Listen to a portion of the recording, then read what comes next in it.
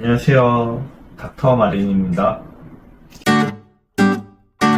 그때 앞에서 피부의 표피의 구조에 대해서 간단히 말씀드린 적이 있는데 다시 말씀드리면 표피는 이렇게 보통 4개의 층으로 되어 있어요. 그래서 맨 위에가 각질층, 과리층, 가시층, 기저층 이렇게 되어 있는데 이 각질층, 그리고 쉽게 말하면 때예요, 때. 그래서 이 표피에 있는 세포들은 2주 동안은 핵이 있는 세포, 유핵세포라 그러고 2주 동안은 무핵세포, 핵이 없는 세포라고 하는데 여기는 2주 동안은 죽어있는 세포예요. 그러니까 얘네들은 다 탈락, 떨어지는 거, 때라고 생각하면 되고 이제는 여기 기저층, 여기에서 멜라닌 세포가 만들어지는데 멜라닌 세포가 이 기저층에만 있으면 아무 상관이 없어요. 근데 이 멜라닌 세포가 위로 올라온다거나 표피 밑으로 내려간다거나 또 이렇게 뭉친다거나 이래서 기미잡티 주근깨 여러가지 색소가 생길 수가 있는 거예요. 자, 흑인이랑 백인이랑 멜라닌 세포의 수는 다를까요? 60억 개로 똑같습니다. 멜라닌 세포의 수는 똑같은 거고 이 멜라닌 세포를 얼마나 만드는 공장이 활성화되어 있느냐, 얼마나 뭉쳐있느냐에 따라서 피부 색깔이 다른 것 뿐이에요. 자, 근데 이 멜라닌 세포는 원래는 이제 우주에서 지구로 자외선이 오잖아요. 자외선이 A, B, C 3개가 있거든요. C는 오다가 날아가고 A, B가 보통 우리 피부에 와서 닿는데 사실은 이 멜라닌 세포는 그 자외선을 막아주는 거예요. 우리 몸에 침투되는 걸 막아주기 위해서 있는 세포들이에요.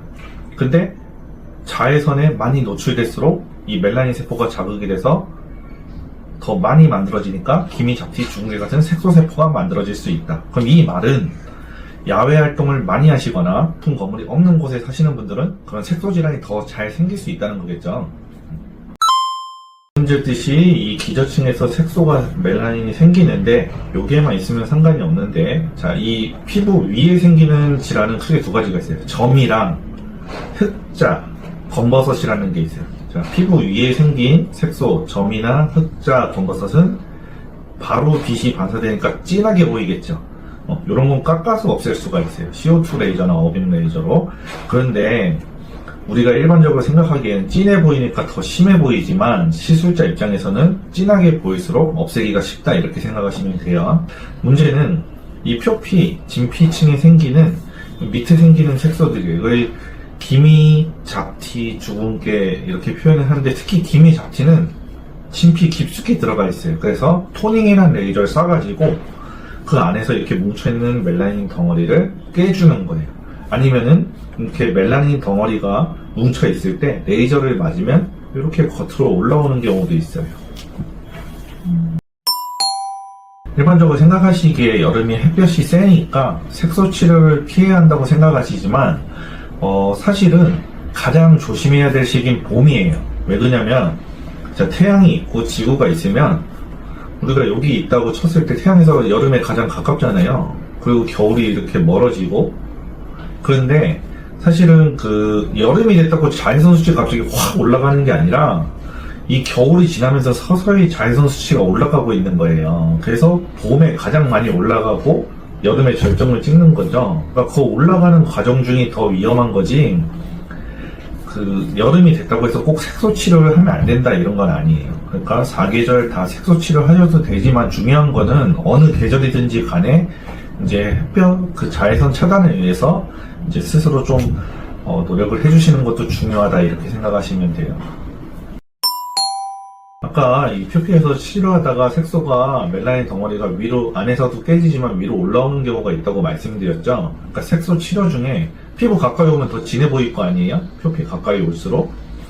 그래서 진해 보이는 경우가 있고, 또 하나는 레이저 열이 멜라닌 색소를 깨기 위해서 치료하는 거지만 그 자극에 의해서 일시적으로 멜라닌 분비가 많아질 수도 있어요. 이건 치료 과정 중에 생길 수 있는 자연스러운 현상이에요.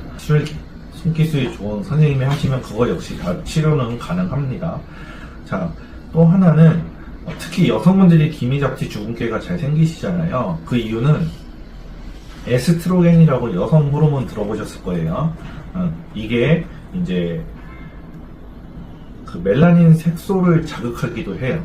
그래서 출산 후에, 직후에, 아니면 임신 말기에 이렇게 기미잡티 생기는 분들이 많으세요. 그때 여성 호르몬 에스트로겐이 최대 수치로 올라가 있겠죠. 그 말은 반대로 얘기하면 여성분들은 폐경을 하시면 에스트로겐이 줄기 때문에 기미 잡티도 어느 정도 호전될 수 있다. 이렇게 생각하시면 될 것 같아요. 그러니까 멜라닌은 원래 우리 몸을 자외선으로부터 보호하기 위해서 있는 거라고 했잖아요. 근데 우리가 밖에 나가면서 우주복을 입고 나갈 수는 없잖아요. 자외선에 노출될 수밖에 없다는 뜻이에요. 자외선에 얼만큼 노출됐냐, 그 노출 빈도의 차이예요. 그래서 자외선의 노출이 많이 될수록 색소질환이 생길 확률이 높다, 이렇게 생각하시면 돼요. 그러니까 나이가 들수록 색소가 더 잘 생기겠죠. 애기들은 강한 자외선을 쐬도 색소가 잘 안 생겨요. 그 한 번 쐈다고 생기는 게 아니에요. 축적됐을 때 색소 질환이 더 잘 생긴다. 그래서 나이 들수록 잘 생기는 거고, 외출하실 때 꼭 선크림 꼭 바르시는 게 좋고, 이제 운동 나가실 때는 좀 챙이 넓은 모자도 쓰시는 게 좋아요. 겨울에도 잘 생길 수 있어요. 스키장 가면 눈 있잖아요. 눈에 반사되는 자외선량이 엄청 많아요. 그래서 스키 타다가도 그 고구를 뚫고도 다 들어와요. 그러니까 겨울에도 자외선이 생길 수가 있는 거고, 또 골프 치러 나가면 그 잔디밭 녹색이잖아요. 거기도 빛이 많이 반사돼요. 그러니까 항상 이렇게 최대한 밀폐해서 하시는 게 집에서 하실 수 있는 좋은, 그나마 색소질환 생기는 걸 막을 수 있는 방법이다, 이렇게 생각하시면 될 것 같아요. 자, 오늘 여기까지 하겠습니다. 시청해주셔서 감사합니다.